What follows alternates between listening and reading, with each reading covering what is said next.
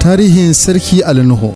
Idan wannan shine zuwanka na farko wannan YouTube channel nawa, ka danna mun subscriber kana ka danna mun kararrawa. Na gode. Sarki Ali Nuhu mai masana'antar Kennywood.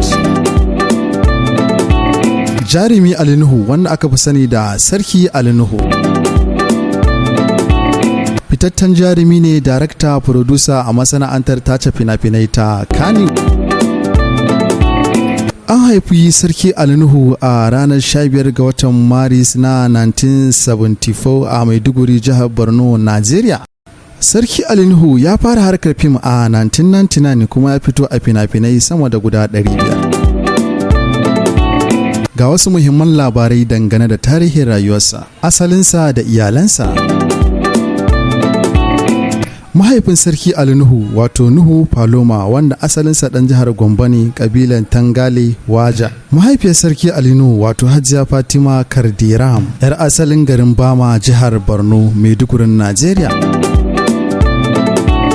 Matarsa Hajiya Maimunatu Garba Abdulmalik kuma sun yi aure a shekarar 2023. 'Ya'ya suna da 'ya'ya biyu wato Ahmad da Fatima.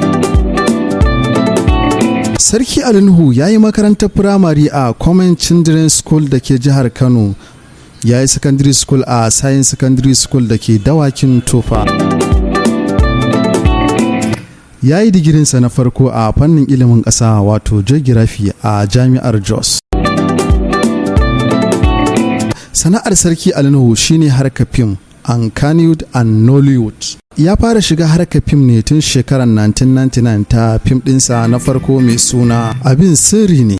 Fim ɗinsa na farko wanda ya fara haskaka shi shine fim ɗin Sangaya, wanda tauraruwarsa ta fara haskawa shine fim ɗin Sangaya.